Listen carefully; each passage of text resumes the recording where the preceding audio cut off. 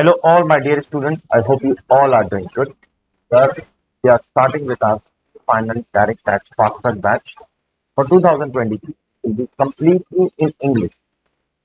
We have already started with our D batch, the English batch, but this is generally for those students who want to completely opt for a full English batch, 100%. So, this is a Fastrack batch. This is not a regular batch. There are two types of batches every year. One is regular batch. We have regular batch also. One is Fastrack. So I'll be giving you a brief idea about what exactly we are going to do in the next few days, next few months in fact, cannot be completed. What exactly we are going to do for the next few months in this Fastrack. So the first thing which I would like to tell you all, I would like to confirm you all that this batch is fully updated for your 2023 exams. Okay. Fully updated. It is as per the latest Finance Act 2022, which is applicable for your exams. The relevant Finance Act for your exams is Finance Act 2022. The second thing which I would like to tell you all is this batch covers each and every topic which is relevant for your CA final exam. We do not try to skip any topics over here. Just because it is a fast track batch, we will try to skip certain topics. No, it's not like that. We will be completing all the topics that we do in regular batch. There will not be a single topic which I do in regular batch and I do not do in fast track. Yes, the way in which I cover that will be different. Because in regular batch, it will be in very detail. Here, it cannot be that much detailing. I have to reduce the detailing of the explanation that I do in fast track batch. In regular batch, I have a lot of time. Thirdly, this fast track batch is not only a theory batch where I will come, I'll teach you provisions and I'll go. No. Here also we are going to equally practice lot of questions. Not as much as we do in regular batch, but yes, sufficient. Sufficient for you to understand the concepts. We will be doing lot of questions over here. So you have to be absolutely not worried about anything regarding the batch. You just follow the things which I am saying and you will be through in your direct tax paper. Don't worry about it. Okay. Just believe me, keep faith in me, trust me. That is what I want from you all. Okay. Now, what all things you are going to get? And what will be the duration? So, approximately the duration will be around 115 to 120 hours, 5% here and there would be fine. 115 to 120 hours, 5% here and there. That is something which is very possible. So, what all material that we are going to get, sir? We are going to get 3 books, 2 textbooks, colored books. We have named those color books as Easy Notes. That is our terminology of calling the book as Easy Notes. So you have 2 volumes of Easy Notes, which is a colored book, beautifully drafted, beautifully made for your exams. Can you show us? Yes, you already have got the hard copy. I'll just give you a glimpse of that, all those who don't have the book. So this is the book which is there in front of you. Okay. Easy Notes, Volume 1. I'll just speak about few salient features of this book before we can get into, because we should know how to read the book before we read the book. Before we start reading the book, we should know that what are the salient features of the book and how to read this book. These 2 volumes, approximately 500 sides, approximately 500 pages, covers the entire CA final syllabus in very detailed manner also. It covers entire syllabus, don't worry about it. Okay, it has been drafted with great precision. And it has been drafted with an experience of last 11 years in CA final direct tax teaching. It has not been drafted with an experience of 1 or 2 years. So last 11 years I have been looking at 22 papers of CA final direct tax. In that also multiple attempts, there are new course papers also, old course papers also. So more than 22 papers I have seen. By looking at that, I know which provisions are targeted where, which provisions are not targeted much. Keeping that thing in mind, this book is drafted. First thing is this. Second thing, this book will also be available for sale later on. That I'll be discussing later on. I am not interested in that because this is a Fastrack batch. You already have got the book. But in case your friends want the book, they can get this book. It will be available for sale later on. Thirdly, this is a colored book, completely colored book. We have used various colors for different identification. Like you can see, students have a habit of underlining important things in their books. You don't have to do all those things. That I have done. Okay. Apart from that, if you find anything important, then you can definitely underline that.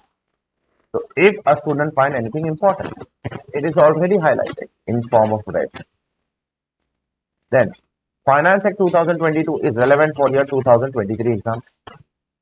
All the Finance Act 2022 amendments are already in green. If a student wants to read only amendment, he can come to the amendment and read it. Third, case law. All the case laws are colored blue. So that if a student wants to refer a case law separately, they can refer case law separately with blue color. Section numbers. Section numbers are colored in purple. So that if a student wants to remember a section number, they can definitely remember it. And the main content is given in black. So black is the main content. In that, red tells you the important points so that you can refer that and revise the thing very fast. And the rest of the color will give you different identification of different aspects. This is how we have designed the book. Apart from that, we have also given a detailed index in the book, that which provision is there on which page. We have given a detailed index, not topic wise, but we have given a detailed index concept wise. Check which concept is there on which page. It is not a topic. Topic is profits and gains from business and profession, but that is not which is mentioned as a page number. In that also we have mentioned the subtopics, like where is additional depreciation? It is here. It is here. Where is it? It is on page number 2.4. All these things saves a lot of time of the students, and my duty as a teacher, as your mentor, to save your time. Maximum time I can save, maximum time we have to save, and maximum content we have to provide in minimum time. Minimum time, maximum output. That is our objective. That is our objective. Okay. Apart from this, questions we are going to do from question bank. Don't worry. And there is a question bank over here for you all. We will be doing this question bank. Obviously not entirely. It's a very huge and very vast question bank. But we will try to cover maximum questions to the extent it is possible. I'd like to tell you very clearly. I don't try to play any gimmick with my students. I am very straightforward. I will not be able to cover that many questions as I cover in regular batch. In regular batch, I cover more than 300 to 350 questions in class. I'll not be able to do that much. Okay. But yes, important topics I'll definitely cover. So, how the question bank is designed? The question bank is designed with lot of precision again. How? First of all, you will get all the topics as per the ICAI study material. Okay. And you will get all the ICAI questions over here, which we'll be trying to solve over here. Then, if you come to chapter number 32 on the board, you will get Finance Act 2022 practice question. Okay. If you come to chapter number 34, 35 and 36, you will get past RTPs, past mock test and past ICAI papers. We'll try to solve some of them also.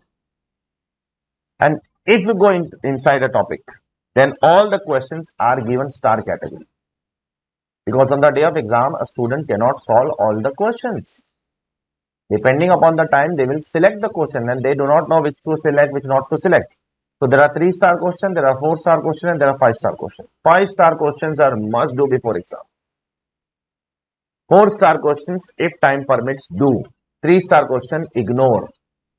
Ignore 3-star questions on the day of exam. So therefore, all the questions are done with starring category.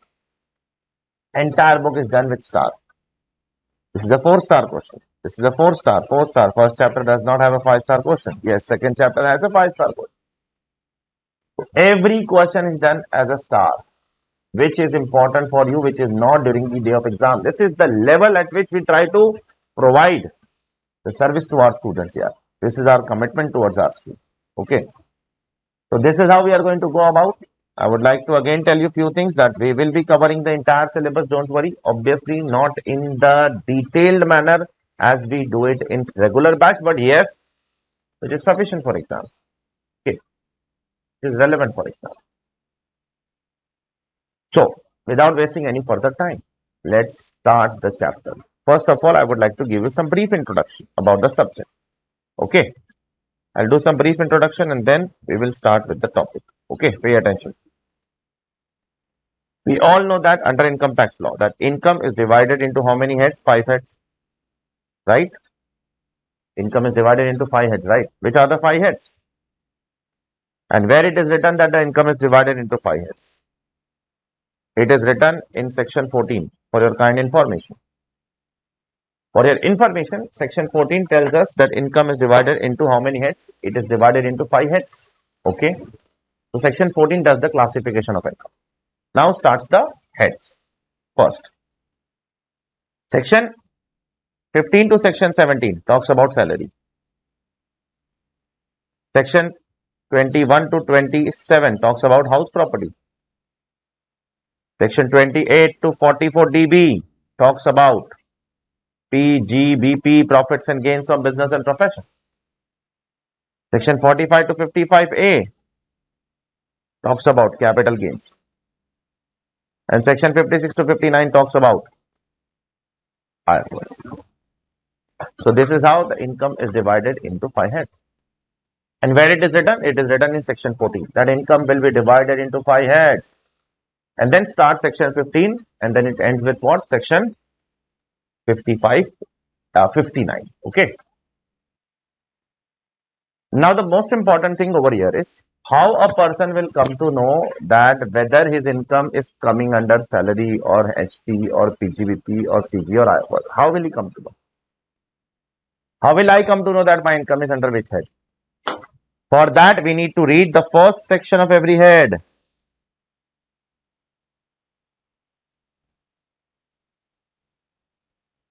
This is section 22 to 27. Sorry. The first section of every head tells us that you will come under which head. Like, if there is an employer and employee relationship, then you will come under salary. Where it is written? It is written in section 15.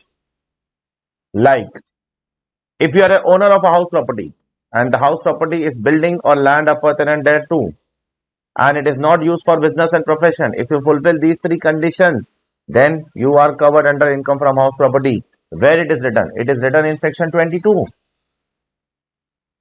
So, when you will come under which head? That depends upon what? The first section of every head. The first section of every head tells you when you will come under that head. So, similarly, when you will come under PGBP, that is written under which section? That is written under section 28. When you will come under capital gains, that is written under section 45. When you will come under IFOS, that is written under section 56. So, when you will come under which section, that will be written in the respective head's first section. And that section is called as the chargeability of that head. When your income will be charged under that head. When your income will be covered under that head. That is what the first section of every head tells. So, today our first duty is to understand section 28, because the first topic which we are starting today, which is a big one, the most important one, that is PGBP. Section 28, the charging section of what? PGBP. And in PGBP, in section 28 also, there are 2 types of charging section. Let me tell you, there are 2 types. We'll be doing one type today, one type after some lectures. There are 2 types of charging section in PGBP. Let me tell you what are the 2 types of charging section. First is general charge. And second is special charge. General charge is given in section 28(1), section 28 clause 1, and special charge is given in section 28(2), 3, 4, 5, 5A, 6, etc., etc. We are not interested in that, but I'll just explain you the difference between the 2. General charge gives you certain conditions. You have to fulfill that. Your income will be covered under PGBP. But if you do not fulfill that condition, then you cannot come under PGBP. So, for that purpose, they have made a special charge. All those cases that cannot come in general charge because they are violating some of the conditions of general charge can go under special charge. I'll be giving you the examples later on. I'm not interested in that as of now because that will be a lot of interlinking too early. It's just first 15 minutes of the subject. You will take time to get used to the subject. So we are interested today in general charge. Sir, what does general charge says? So let's see what does the general charge says. Pay attention please, all of you. On page number 1.9, 1.1 sorry. What does the general charge says? As per section 28.1, general charge says that profits and gains from business or profession which was carried on by assessee at any time during the previous year is charged under what? PGBP. So now our duty is to fulfill these two lines. If you fulfill these two lines, your income is covered under PGBP. That's it. Only this much you have to fulfill. If you fulfill these two lines, your income is covered under PGBP. What all things we have to fulfill? We have to find out what is business. Point number 1. We have to find out what is profession. Point number 2. We have to find out what is profits and gains. Point number 3. We have to find out carried on by assessee. Point number 4. And we have to find out at any time during the previous year. Point number 5. If you guys want to underline and highlight, you can do so. So the first thing that I am interested here is, what do you mean by the term business? I will be targeting one by one all the points. And these are all debatable points. You'll come to know in the next half an hour how debatable this concept is. That what comes in charging section, what does not come in charging section. If you want to get covered in PGBP, you have to fulfill these two lines first. In case you don't fulfill these two lines, then there are certain special charging sections that we'll see later. But at least first of all, try to cover in general charge. If we do not fulfill the general charge, then we'll talk about special charge. General charge. Sir, what do you mean by the term business? Is the term business defined under income tax law? Yes, it is defined in section 2, clause 13. It is defined in section 2, clause 13. How it is defined, sir? Let me tell you. Business includes, it's an inclusive definition. It's not an exhaustive definition. There are two types of definitions which are there in law. One is exhaustive, which will tell you business means. When you see the word means, it means it's an exhaustive definition. When you see the word includes, it means it's an inclusive definition. Inclusive definition will always be litigative in nature, will always be disputed in court, because those are not complete. Those are just inclusive list, illustrative list. Those are not complete in every manner. Therefore, the income tax law has played a gimmick over here by giving the definition of business as what? Inclusive. They are not exhaustively defining business. They are telling us the list which is covered in the definition of business. Let's see. Business includes what? Trade, commerce, manufacture in the nature of adventure. So business is trade. Buying and selling is trade. Business is commerce. When you do trade at a very large scale, at a national and international level, that same trade is called as what? As commerce.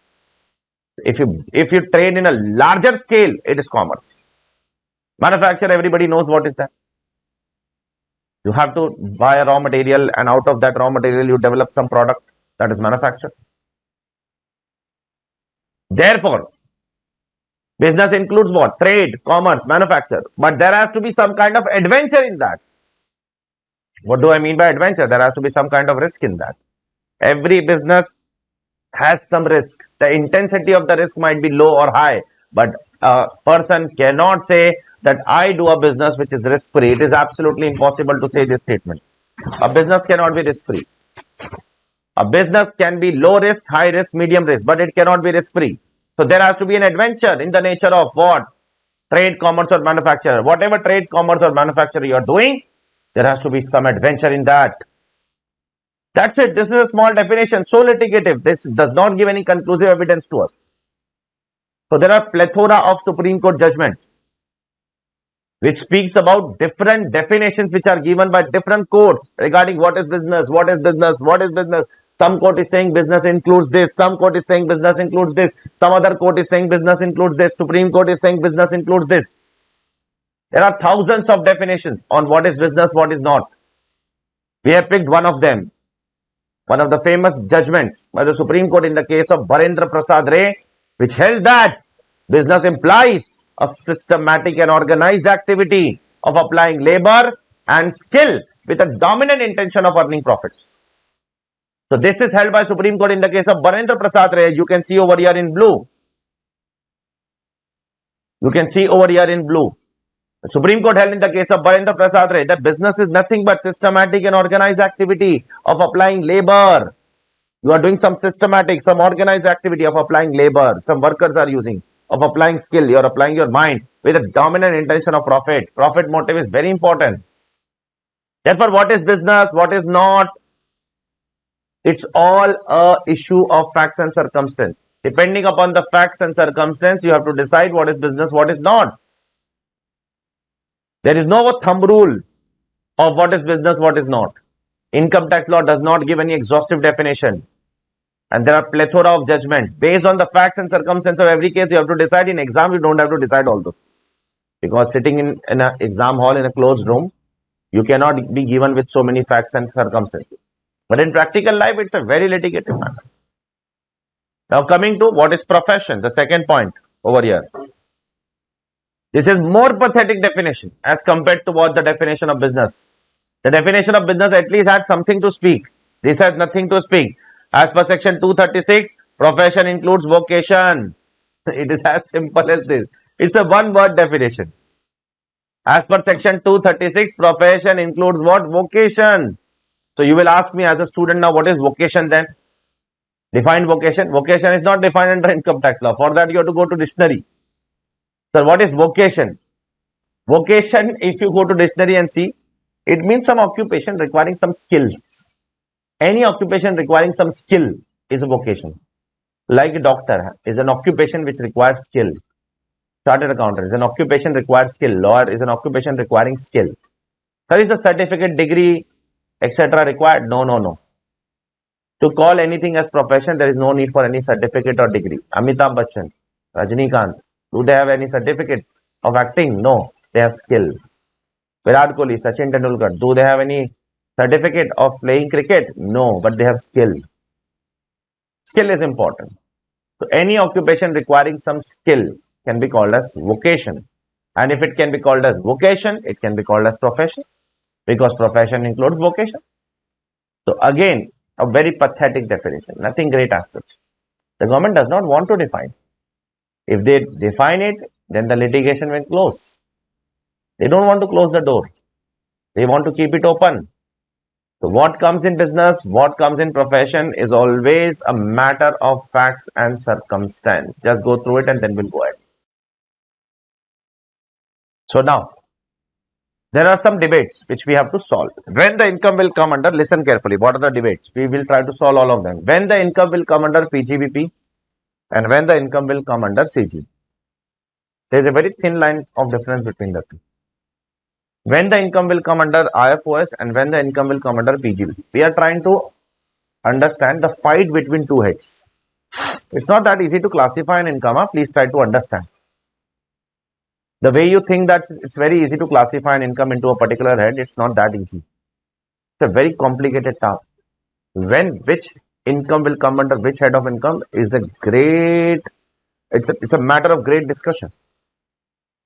And you have to look into the facts and circumstances very minutely. So we are going to fight between two heads now. Which two heads? The first head will be PGBP obviously. So we'll have a fight between PGBP and CG. We'll have a fight between PGBP and IFOS. We'll have a fight between PGBP and HP, house property. Okay. So we'll have a fight between these heads. The first fight which we are doing over here is between PGBP and CG.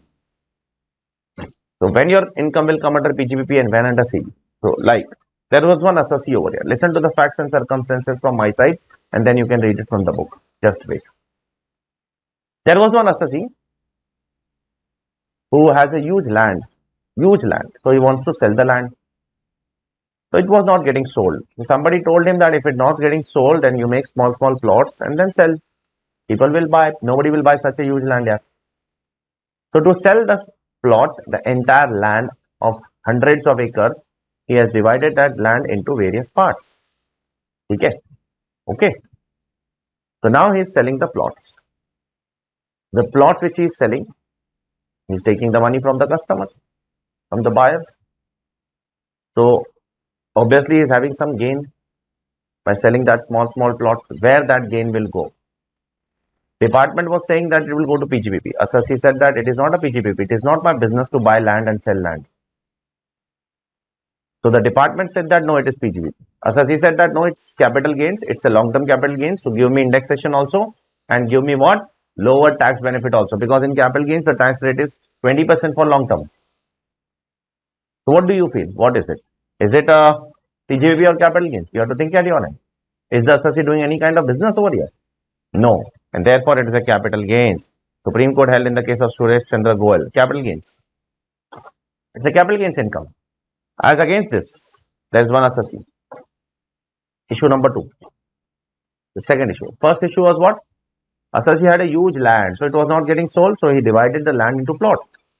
And now he's selling the land in plots. That is a capital gains income. The court held. Second issue. Assessee has a huge land, and on that huge land, assessee is constructing a colony.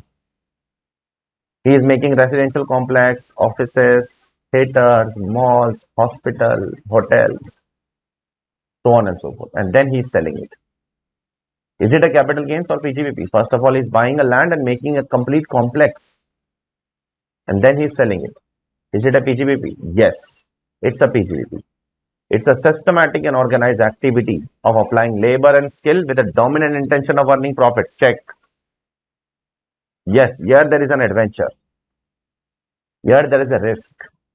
Here the intention of the assessee is to do business, is to apply systematic and organized activity of labor and skill with a dominant intention of earning profits. Yes, it is a business. It is a PGBP.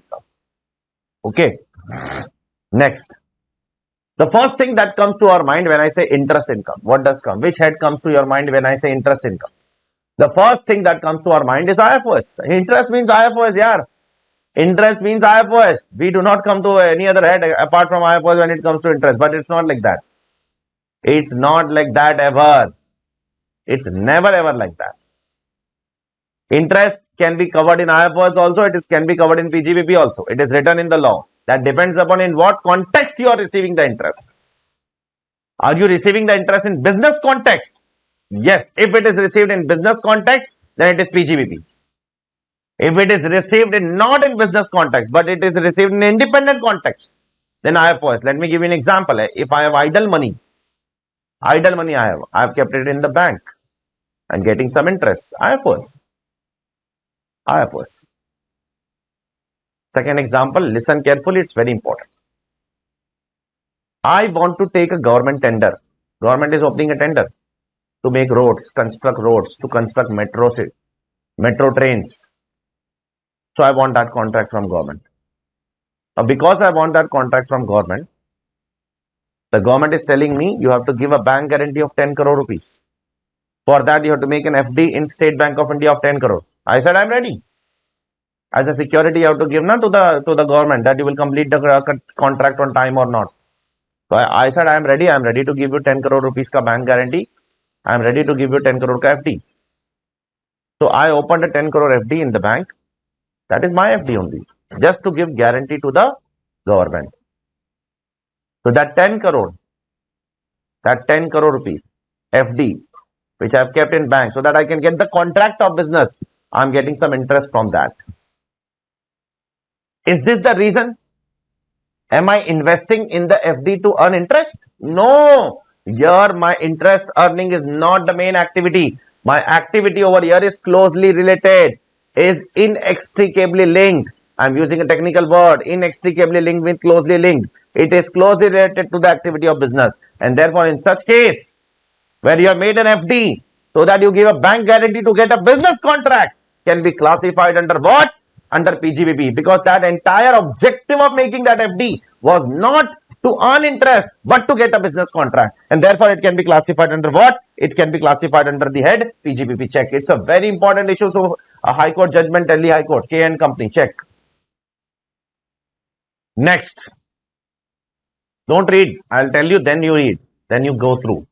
I'll be speaking each and everything which is there in the book. I just don't speak anything which is out of the book. Because whatever I speak has to be there in the books. Ultimately, after 3 months, 4 months, when you will give the exam, at that time, My bhashan will be of no use. My speech will be of no use. What is there in the book will be of use. Okay. So whatever I speak has to be there in the books. Otherwise, it doesn't make sense for me to speak over here unnecessarily. Next issue.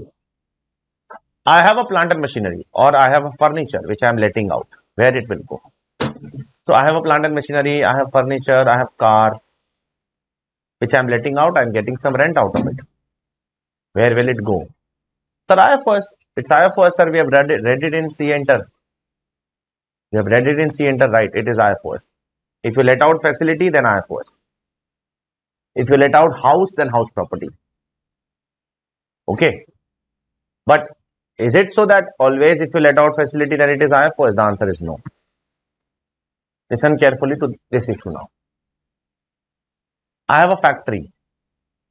Now that factory, I was doing some production over there, and there was some lockout in my factory. There was some strike in my factory. And because of the strike, what happens? My factory is closed down now. It is locked out. And I know that it will be locked out for the next 3-4 months at least. So what I thought, I applied my business mind. And I know that this matter is not going to be resolved in next 3-4 months. So what I did is, I gave my plant, machinery, furniture on rent to someone for a temporary period. By applying my business mind, that at least I will get some money out of it here. So I gave my plant, machinery, furniture on rent to someone. I gave my facilities on rent to someone. And I earned some rental income out of it. So that at least that will cover my wear and tear of the machinery here. Otherwise, if the machineries are kept like that, they will be what? They will be stopped. They will not work. And that is the reason I gave that plant, machinery, furniture on rent to someone for temporary period. I earned some rent. Where will it go? Will it go in IFOS or PGBP? And the answer is PGBP. See, the Supreme Court is saying in the case of Lakshmi Silk Mills Limited. The Supreme Court is saying that the businessman has applied his business mind to earn some money out of it. It's his business intelligence, technically known as business expediency. Business expediency means business intelligence. How well you react in business. How well you think in business. So this is what the assessee has done. He has thought well. He has thought like a prudent businessman. Therefore, the income from let out of facility, which otherwise could have earned him PGBP income. If everything was opened, everything was okay, then he would have earned PGBP out of it, that plant, machinery, furniture. So if it is closed, then why the hell he cannot earn? He is earning out when it is closed also. He might be earning slightly lesser money. He might be definitely earning slightly lesser money as compared to what he could earn from manufacturing. Obviously, from manufacturing, he can earn more than that, what he is earning from let out. But at least he is applying his business mind now to earn some money out of it. It says business intelligence, it's a PGBP income. Great. Great. Okay. Next one is also a very, very, very important issue. Listen carefully. I have a warehouse. I am giving on let out that warehouse to you. I have a warehouse which I am giving on let out to you. Where will I take that income? That income will be taken in the head house property, sir. It's very simple. It's very evident. It's without any second thought that warehouse income will go to house property. Without any second thought, anybody would say that particular thing. But now listen. The second example. I have a warehouse which I am giving to you along with lot of facilities now. Like fumigation service. Like pest control. Like security service. I am doing all these things for you. I am not only giving you a place. I am giving you a lot of facilities along with the place. The security is also mine. The pest control is also mine. The fumigation service is mine. All of them is mine. Where will it go? It will go in PGBP. Check. NDR Warehousing Madras High Court has held that. Because they are giving a lot of services. Fumigation services, security control, etc. etc. Check. So what will come in business? What will not come in business? It's a matter of great discussion. It's a matter of great litigation. It's a disputed matter. In reality, there are a lot of disputes which are pending with respect to this issue. Now, obviously, 90% of the case, assessee would say that I would like to come to PGB. 90%. I'm not saying 100% of the case. 90% of the case, assessee would say that please take me in PGBP. Why? Because in PGBP, there are great deductions. That is the reason assessee would love to come in PGBP. Any assessee would love to come in PGBP. Any assessee.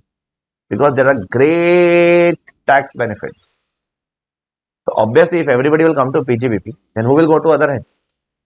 That will be a revenue loss to the government. So government has brought chargeability for everything.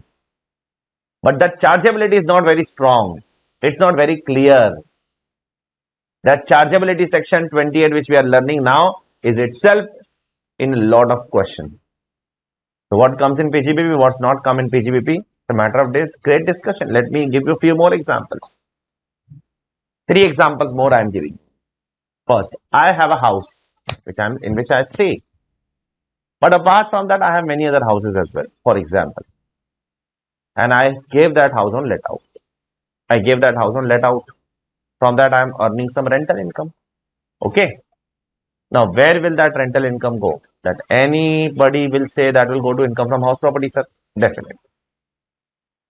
That will go to income from house property. But I would like to give you second example. Now, I am not an individual. I am a Lodha builder. Builder who makes building and does what? Sell building.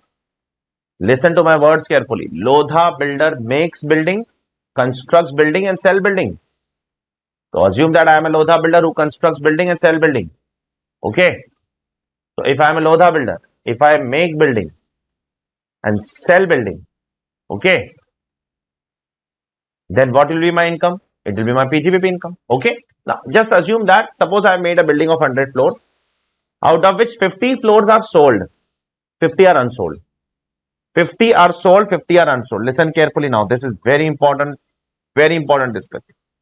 This is a building of say 100 floors, of which 50 are sold, 50 unsold. And who am I? I am a builder. So now if this unsold flats, I am not able to see that because it is not getting sold. So I let out that. And I earn somewhat rental income out of it. Where will it go? It will go under the head house property. Why? Why house property? Because there is a specific head for house property. There is a specific head of income from house property and that will always go under house property. That cannot go under PGBP. Why? Because Lodha's main business is not PGBP.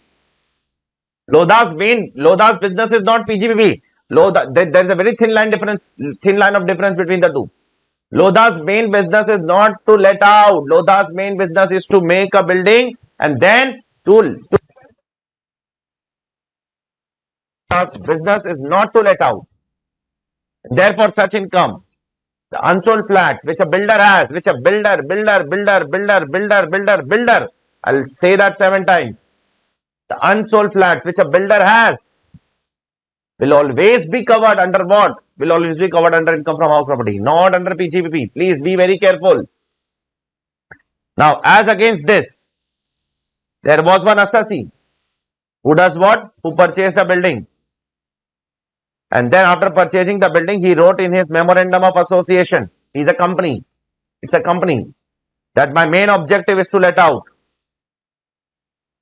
They have written in the memorandum of association that their main objective is to let out property. Plus, their substantial income comes from let out. What? Their substantial income comes from let out.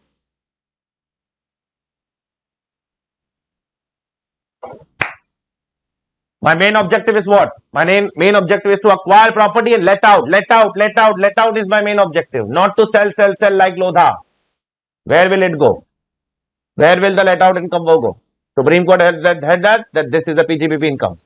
This is different from what Lodha is doing. Please be very careful about this and please be very, there is a great difference between the two. The Supreme Court has held it's a very important case. In this case, if it is written in the memorandum of association that the main object of the company is to acquire and let out immovable property and income from such activity is substantial, then the income from such activity shall be taxable under PGBP instead of what? Instead of house property. Be very careful about it. A very important issue. So again, I am giving you the 3 examples. If I have a what?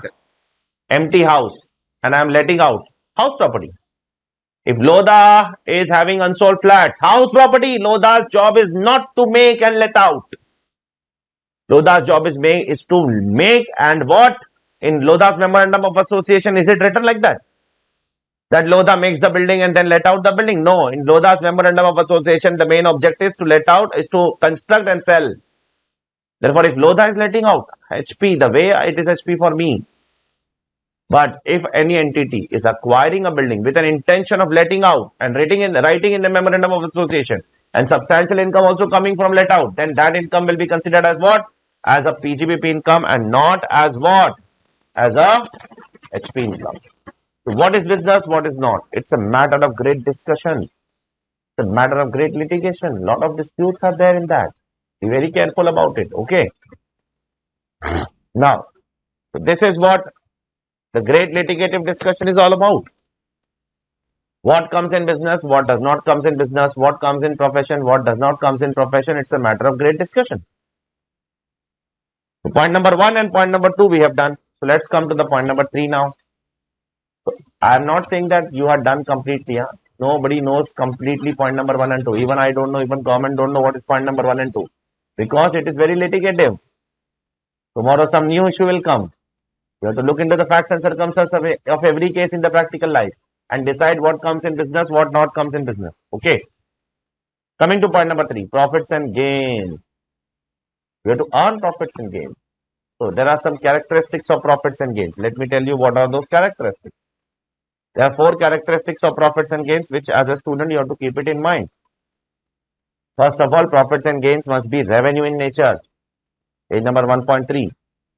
What should be the nature of profits and gains? It should be revenue. It should not be capital. For capital profits, we have made separate heads. Capital gains, go over there.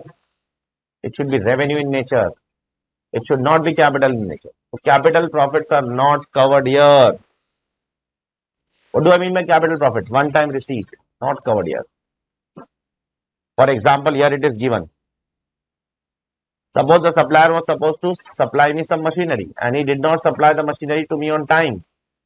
So he has to pay some compensation to me. So will that be taxable? It will not be taxable because it's a one-time receipt. It's not a revenue receipt. It's a capital receipt.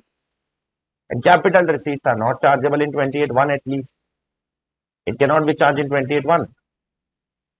What is covered is only revenue profits. Be very clear. Second, profits may arise from legal or illegal business. If you are doing a legal business, yes, it is subject to tax. If you are doing an illegal business, that is also subject to tax. Why we are going to spare you? For example, in Gujarat, selling alcohol and liquor is illegal. But if you are still selling it and you are getting caught, then we will take tax from you. Please remember that I am not promoting illegal things, nor the government. Nor am I saying, nor the government is saying that do illegal things and pay tax to us. No. They are saying even illegal activities will be subject to tax if it is caught, obviously. If it is caught. Now, every illegal business is not caught now. If the government is catching anybody doing any illegal business, if they come to know they have earned some profits out of illegal business, you have to pay tax on that also. Third, profits may arise in cash or in kind. It doesn't matter whether it is in monetary or non-monetary terms.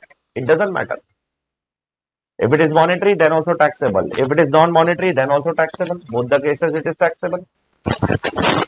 Monetary profits are also taxable. Non-monetary profits are also taxable. So what all things are said? Profits may arise from legal or illegal business. It may be cash or kind. It must be in revenue in nature, not capital. And last but not least, the most important point of the profit. Profit should be or must be real profit. If you want to charge a PGBP income in section 28.1, your profit has to be real profit. Real profit means it has to be real. The sale has to be real. The expenses have to be real. It cannot be notional. It cannot be anticipated. It cannot be deemed. So if you want to charge a PGBP income, then the profit has to be real profit. Yes, it has to be real profit. Otherwise, it cannot be charged in 28.1. But sir, we have done in practical life that in some cases we take 8% of the turnover as profit, or 6% of the turnover as profit, or 50% of the gross receipt as profit. Yes, you have done that. But that is not real, that is notional. Those are overriding sections. That is covered in 44AD, 44ADA. Those are overriding. Those override all the provisions of PGB. Those are notwithstanding sections. I have also written over here, check in the bracket. Those are exceptions.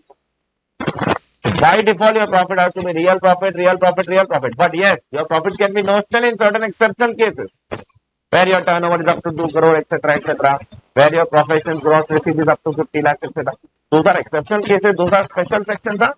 Those special sections override section 28, 29, 30, 31, 32, all the PGBP provisions. So yes, there are certain notional sections, but those are special sections. Legally, we are absolutely correct. There is nothing wrong in the legality of the provision. Both are absolutely correct at their place. Okay. If you want to cover, that's the PGBP income by default.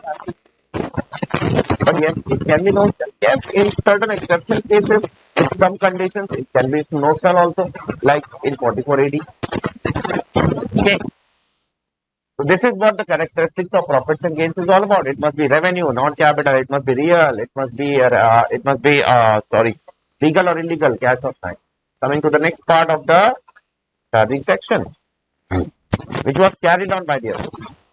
The business has to be carried on by the SSE. So what do I mean by the word carried on by the SSE? It means the business will be controlled by the SSE. Business has to be under the control of the SSE. What happens in case of non-resident, you know? Suppose if a non-resident is doing business from out of India, so there is one agent they have to make sit in India.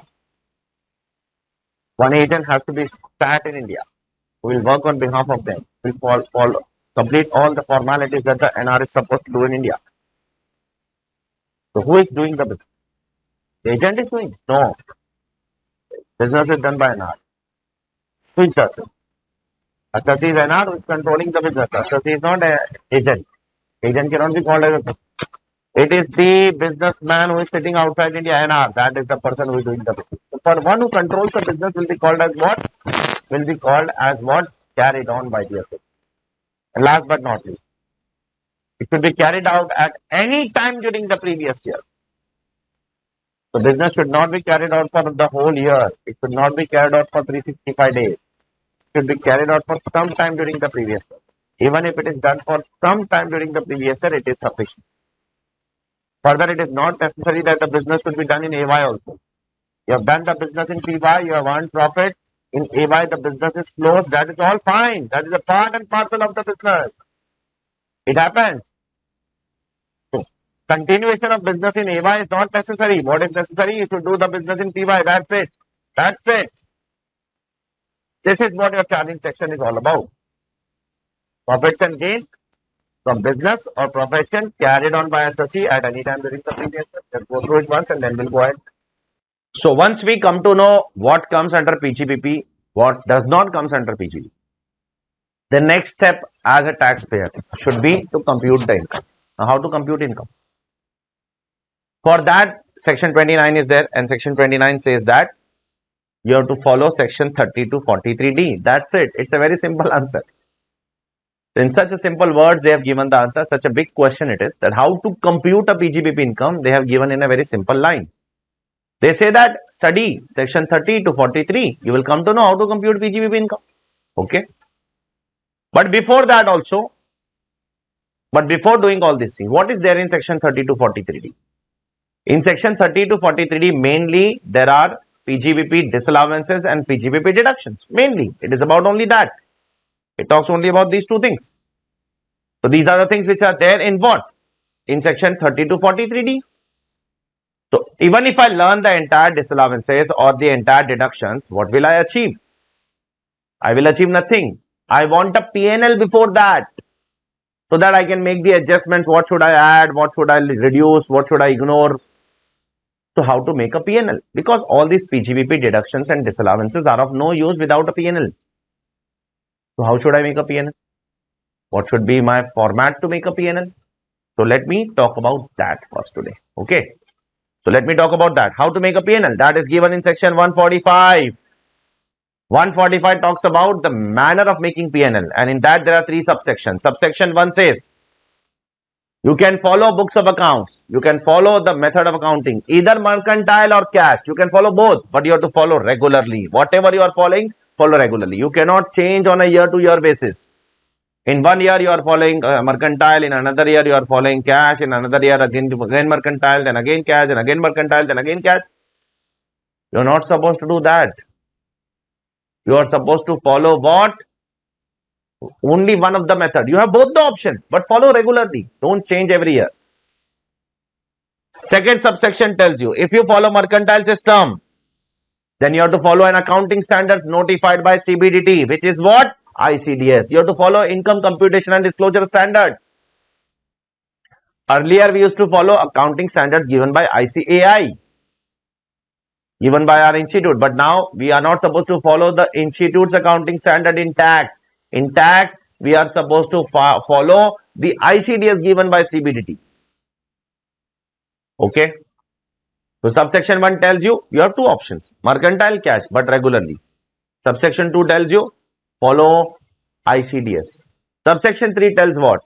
Subsection 3 is something which tells about assessments, which you may not understand properly now. Later on, we'll be doing, but still I'll say once.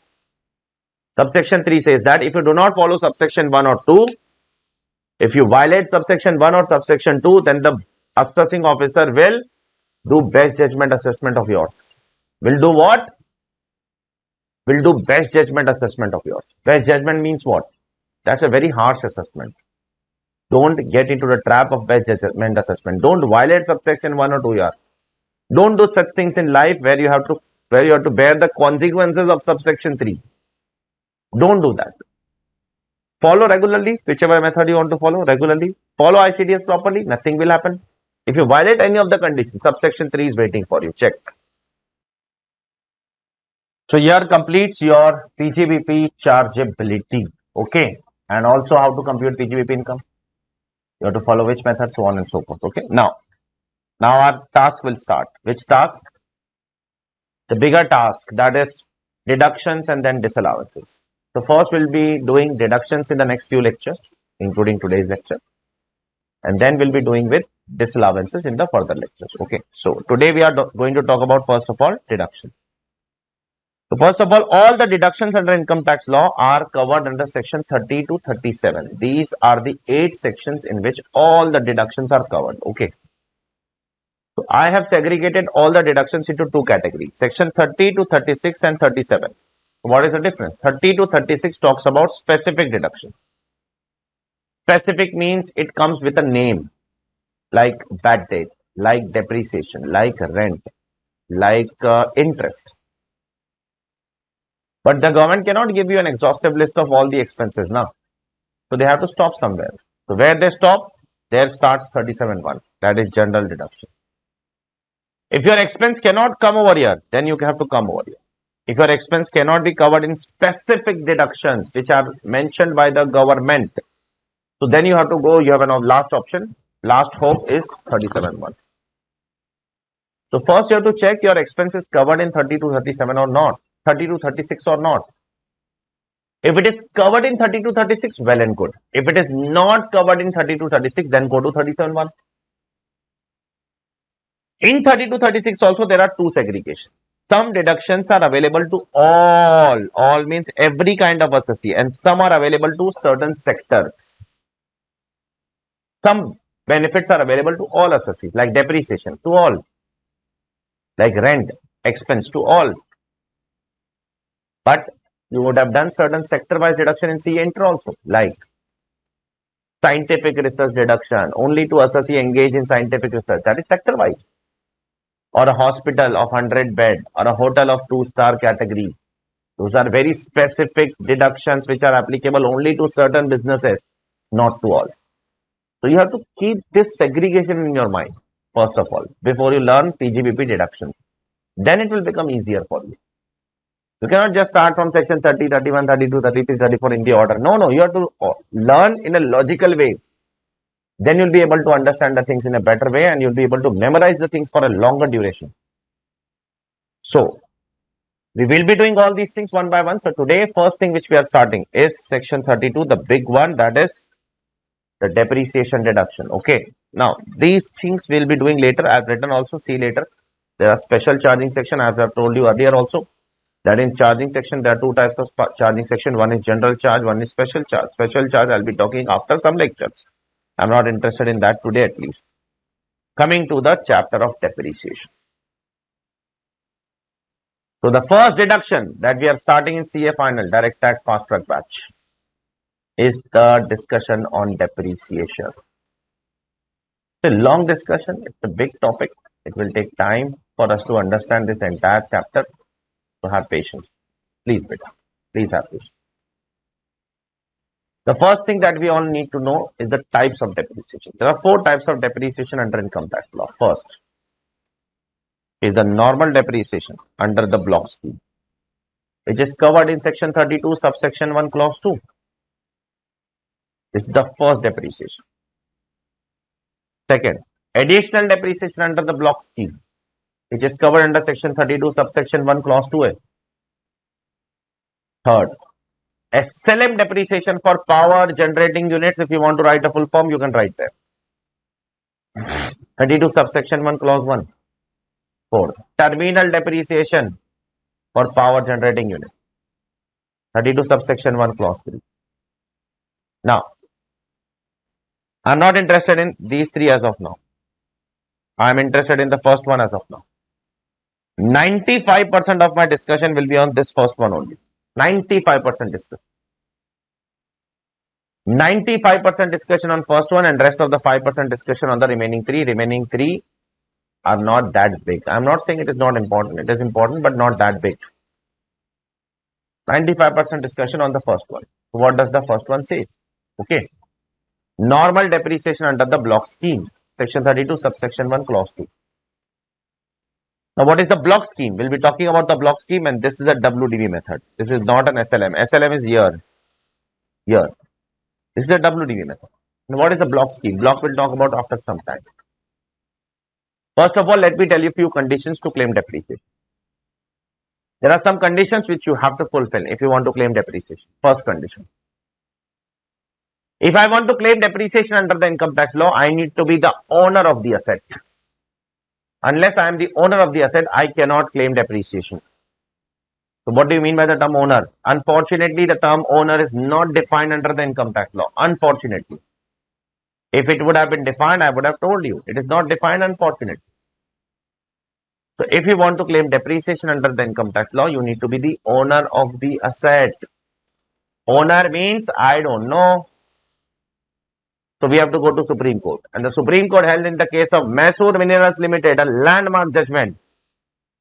Supreme Court has given us the test tone to identify what is owner and what is not. So what happened in this case, in the case of Mysore Minerals Limited, that the assessee bought a building. Okay. And after the assessee bought a building, he started using that building for business. He has also made the payment to the other person, to the seller. He has done everything. But the property was not registered with the registrar of stamp duty authorities. The property was not registered.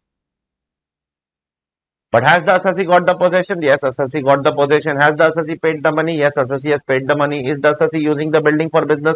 Yes, the assessee is using the building for business. What was the only thing which did not happen? Was the property was not registered. So assessee said that property is not registered. That is a mere formality. We will register in next few months.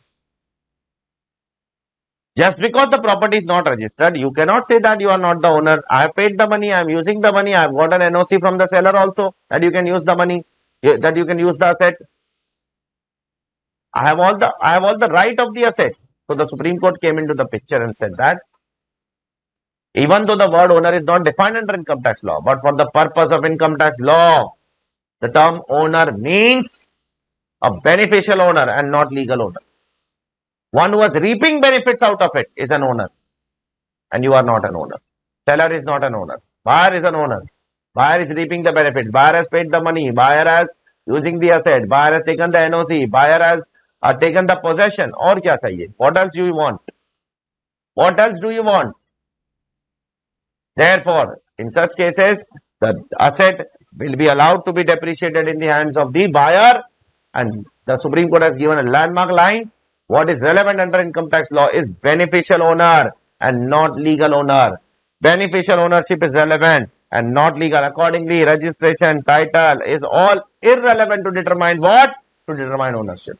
So now, after determining what is ownership, what is not, the next issue is with respect to. So ownership we have decided. Owner means what? Again, I am saying owner means for the purpose of income tax law, beneficial owner and not legal owner. Registration, title, all of them are irrelevant to determine ownership. Now, coming to two small things. In case of lease transaction, who will claim depreciation? So the government has said that in a CBDT circular that in case of lease transaction, it is the lessor who will claim depreciation. The lessor will claim depreciation. The person who is giving the asset on lease, that person will claim depreciation. Okay. It has been explained through a CBDT circular in 2001. So now the next question is, in case of hire purchase transaction, who will claim depreciation? So in that case also CBDT has given a circular long back in 1943. 1943 they have given a circular which says that in case of hire purchase transaction, it is the hire purchaser. It is the hire purchaser, the buyer. That buyer will claim depreciation. Okay.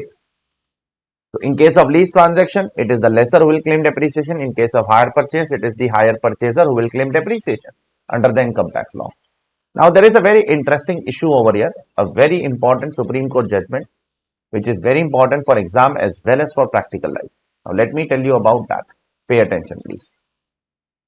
There was one company, car leasing company, who used to give car on leases to customers. Now, the lease which was given by the company was a long-term lease. So, suppose let's take an example that I am a car leasing company and you are a customer and you want a car from my company for a long-term purpose of say 3 years or 5 years. So, what happens? You come to me and you demand for a particular car of a particular brand and we go to the market, we buy that car and we give that car to you for a long-term purpose, for 3 years, 5 years, 6 years. Now, when we give this car to you, the registration is done in the name of the customer. Why? Because that is the requirement of Motor Vehicle Act. The Motor Vehicle Act says that when you give a car on lease on long-term purpose to any person, then the car has to be registered in the name of the customer. Definitely at the end of lease period, you will take back the car. Then you can retransfer the car in your name. But when you give the car for a long-term purpose, you have to register in the name of the customer. You cannot register in your name. So I bought a car. I am a leasing company. I gave that car to you and the car is registered in your name. And then I as a company claim depreciation on that car. The assessing officer started saying that you will not get depreciation. I said, why? He said, you are not fulfilling the two conditions, two basic conditions to claim depreciation. I said, which one?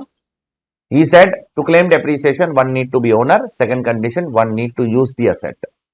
And the assessing officer is claiming that I am not fulfilling both the conditions. Assessing officer is saying that you are not the owner. The owner is the customer because in the registration certificate, the name of the customer is written. I went to Supreme Court. I went to Supreme Court and I said Supreme Court that this is what the assessing officer's stand is. The Supreme Court said that the ownership is in the name of the customer, not in the name of the customer, but it is in the name of the assessee itself. It is just for the temporary period during the lease period. It is the requirement of the Motor Vehicle Act that the ownership has to be in the name of what? In the name of the customer.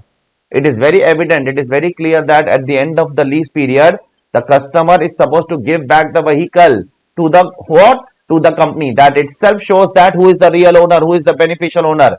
And what has to be seen is the beneficial owner and not the owner on paper, registration, title, all of them are irrelevant.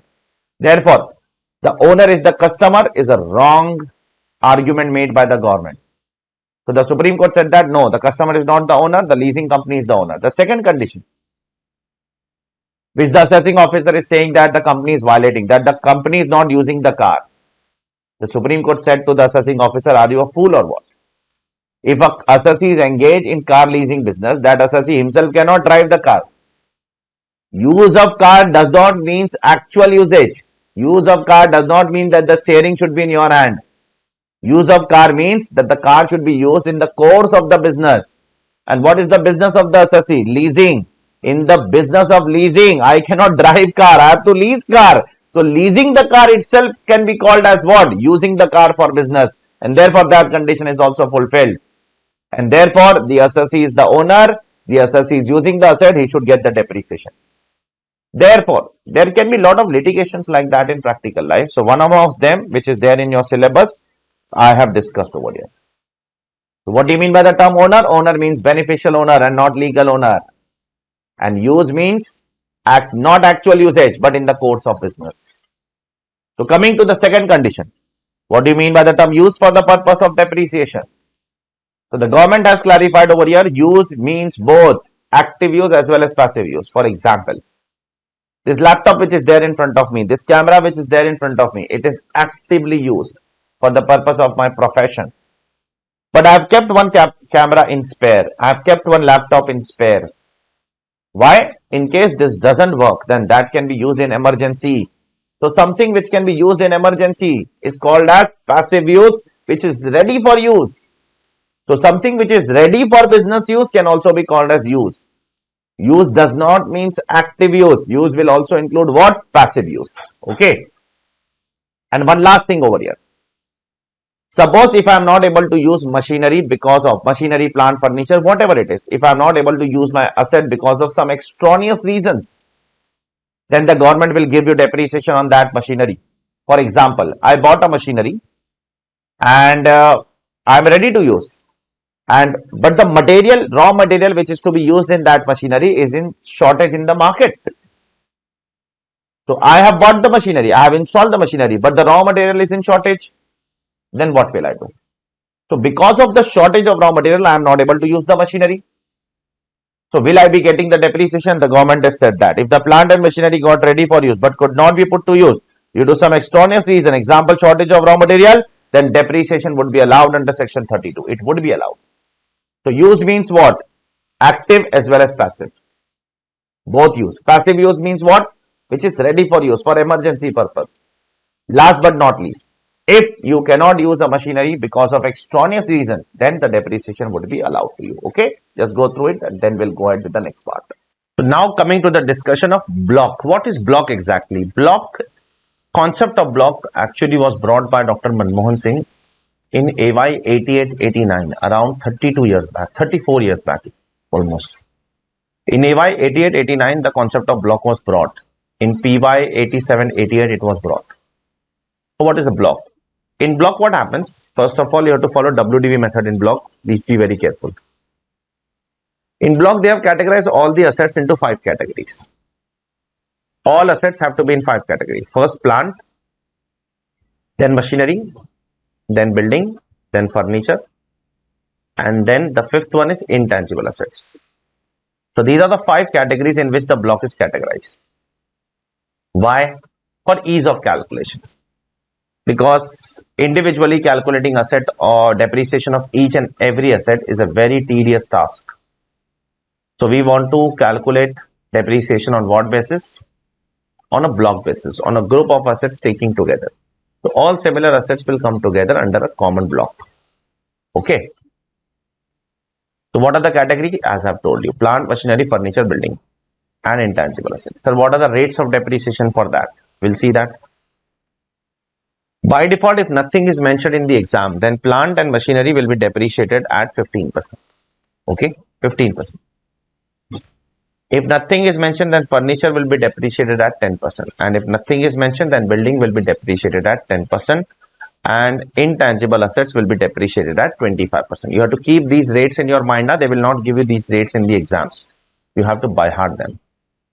So plant, machinery. Plant and machinery, let's group them as one asset only. That is fine. Plant and machinery you can say together.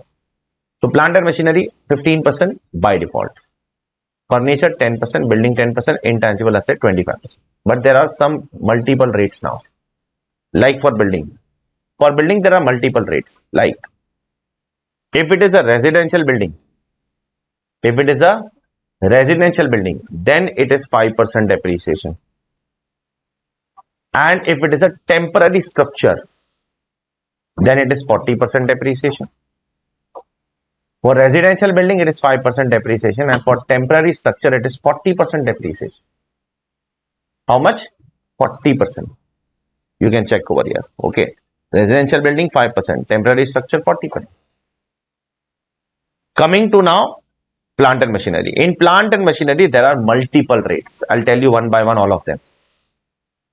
First, I'll tackle with motor car. Motor car by default, if nothing is mentioned, 15%.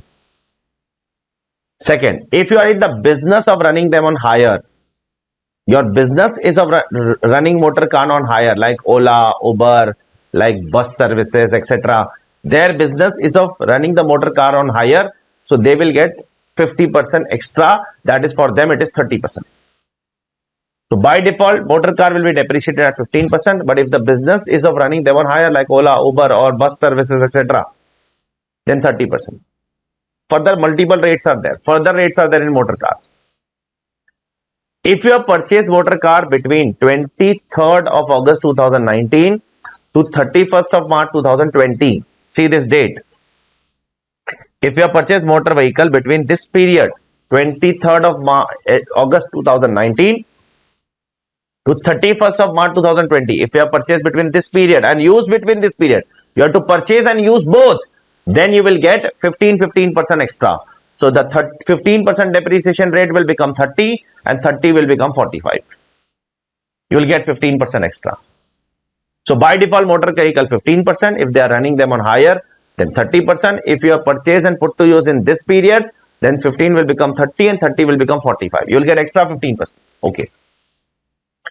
Computer and its peripherals will be depreciated at 40%. Its peripheral means printer, scanner, etc. These are its peripherals.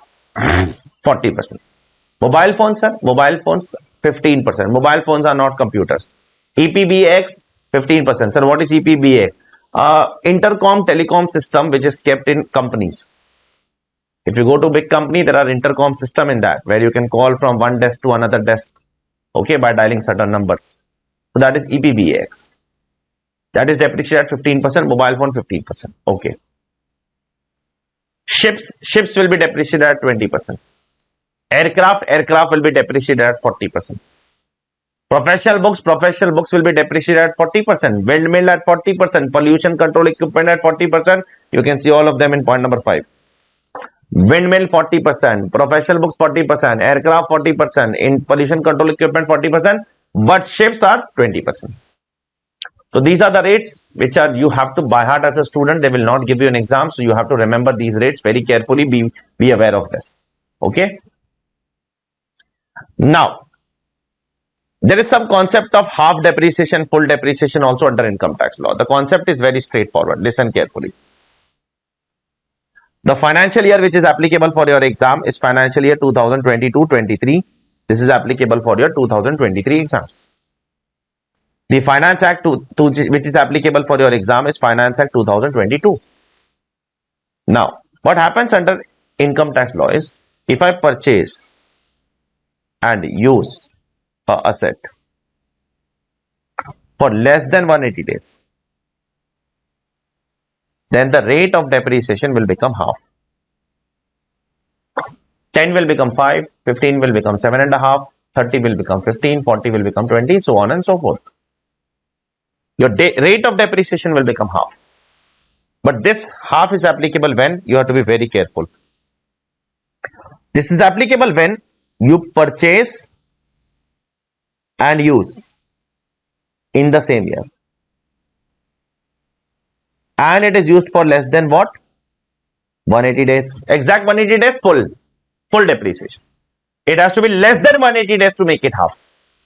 So less than 180 days half or greater than equal to 180 days full. But this will become half. Now listen carefully, which you should be knowing it. Otherwise, ICI will play a game with you. So if you purchase and use in the same year, and if it is used for less than 180 days, it will become half. But suppose if you have purchased year and not used, but in the next year, that is in 23-24, you are using, and in the next year if you are using for less than 180 days, then what will happen? Listen carefully now. This is the place where students can make mistake. If you purchase and use both in the same year and it is for less than 180 days, then it will definitely become half. But if you purchase in 1 year to not use, then you will not get depreciation here because you have not used it. Using is one of the condition to claim depreciation. But if you have purchased the depreciation, if you have purchased the asset, okay, and using the asset in the next year for less than 180 days, then it will not become half, it will be full. Because the condition of becoming half is it should be used for less than 180 days in the year of purchase only. It means in the year of purchase, if you use for less than 180 days, it will become half. But if you purchase in 1 year and put to use in the next year, even for 1 day if you put to use for next year, then also it cannot become half in the next year, it will be full in the next year. Be very careful about it. Check this particular point. This is very, very, very important point. This point. It becomes half when an asset is acquired and put to use in that previous year for less than what? 180 days. If you put to use for less than 180 days in that previous year, in that means what? In the year in which you acquire, then it will become half. Therefore, if an asset is acquired in 1 year but put to use for less than 180 days in the next year, then it won't become half in the next year. It won't become half in the next year. It won't become half in the next year. Check it, please. Very important issue. If you want, you can take a photograph of this also. Okay. Okay. So when it will become half, when it will be full, it's very, very, very important. Now, coming to this particular point again, to this box. Intangible asset. Intangible asset will include lot of assets, but it will not include goodwill. Goodwill from which year? From financial year 2021.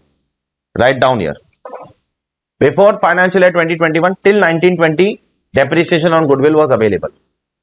But from financial year 2021, government has stopped the depreciation on goodwill. They are not giving depreciation on goodwill anymore now. So just 2 years back, they have stopped it. Be very careful with this date. From which year it is stopped? Till financial year 1920, it was allowed. And from financial year 2021, it is not allowed. You can write it like this. Okay. Earlier it was allowed, now it is not allowed. Now, coming to the tangible assets once again. So, is the term building defined? What do you mean by building? Building is not defined. I don't know what is building. Government has not defined the term building. Sir, is the term furniture defined? Furniture is not defined, unfortunately. I don't know what is the meaning of the term furniture. Sir, is the term machinery defined? I don't know. The term machinery is not defined, unfortunately.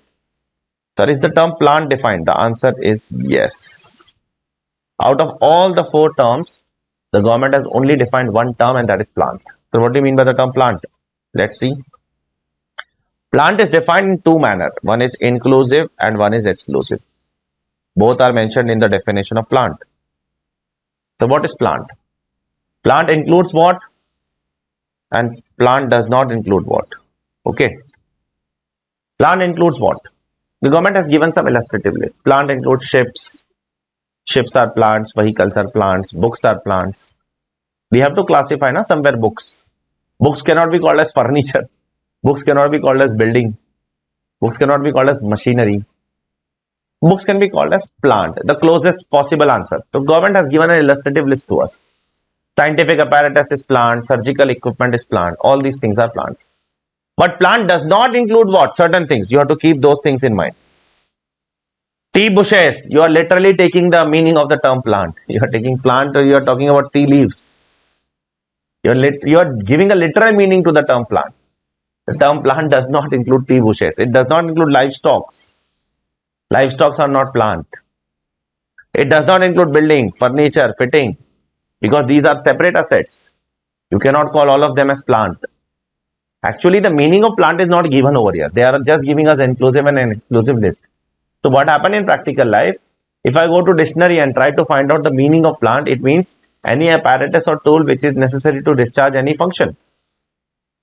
So if any apparatus or tool can be called as plant, then this pen can also be called as plant. This laptop can also be called as plant, and furniture can also be called as plant, because building and furniture also is apparatus to necessary to discharge business functions. So in that way, so everything will become plant only. So the government does not want everything to be called as plant. Why? Because then everything will be depreciated at 15%. The government want the building and furniture, etc. to be depreciated at what? 10% only, not at 15%. Okay. So there is a great logic behind it. I'm not getting into so much of that logic. It is a very old discussion of 2003. Okay. So you need to be understanding that out of all the assets, only plant is defined in a very slightly manner, not in exhaustive manner, but inclusive and exclusive manner, whereby they exclude tea bushes, they exclude livestock, they exclude building, they exclude furniture and fitting, so on and so forth. Okay. Now, to claim depreciation under block method, you have to fulfill two conditions. Now, you will not understand the two conditions just by reading it, so I'll give you some examples. You have done it in C enter also, but we are not assuming anything what you have done in C enter. The block of asset must be positive on the last day. That is, the amount column has to be positive. Okay. The block must not cease to exist on the last day. That is, the quantity column should not become what? Cease to exist. It means it should not become zero. Now, what do I mean by this? Pay attention. I'll give you an example. Suppose there is a furniture which is depreciated at 10%. The opening WDV of the furniture is say nil. This is amount column, this is quantity column. Quantity is also 0. So I purchased two furniture at 2 lakh rupees. Okay. Now I have not sold anything. So this will be nil, this will be nil, this will be 2 lakhs, this will be 2. So you have to fulfill two conditions. On the last day, the block must be positive. Is it positive? The answer is yes. This box is ticked. On the last day, the block should not be ceased to exit. It means the block should not become zero. At least one asset has to be there in the block. This box is also clicked. It is ticked. Now let's violate this one by one. Suppose if I sell one asset, then one will be pending for 3 lakh rupees. Suppose if I sell one asset for 3 lakh rupees, then it will become what? 1. This box is ticked, but this will become 1 lakh negative. So this box is not ticked. You cannot get depreciation. Because you have to take both the boxes, amount also and quantity also. Okay. So if I sell one asset for 3 lakh, then the quantity will still be there 1. But the block will become negative. You cannot claim depreciation in that case. Second, suppose if I sell both the assets, then it will become 0 for 1 lakh rupees. So now the amount is positive. This box is ticked, but this box is not getting ticked. This is getting 0. Again, you cannot claim depreciation under the income tax law.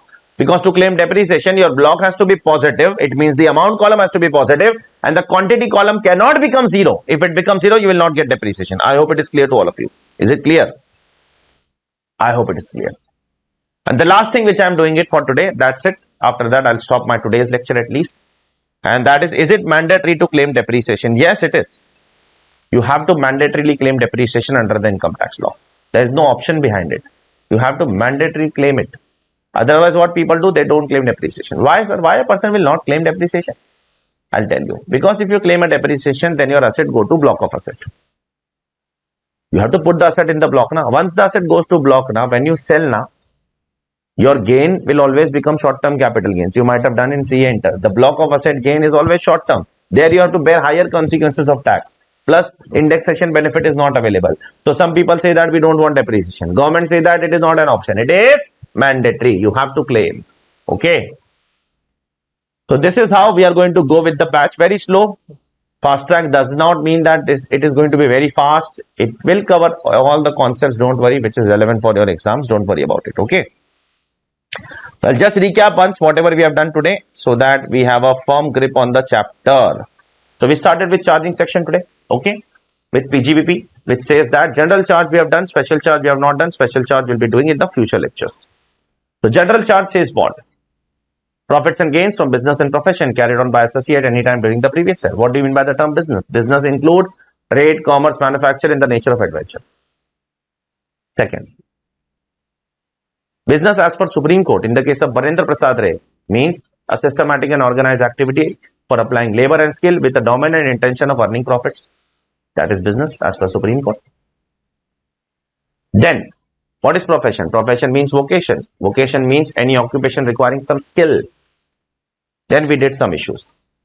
Suppose if I have a huge land, then I sell it, then capital gain. Suppose if I have used land and I construct a colony, then I sell it, then PGVP. Suppose if I get interest from bank, FD, because I have taken that to take a tender, then it is PGVP.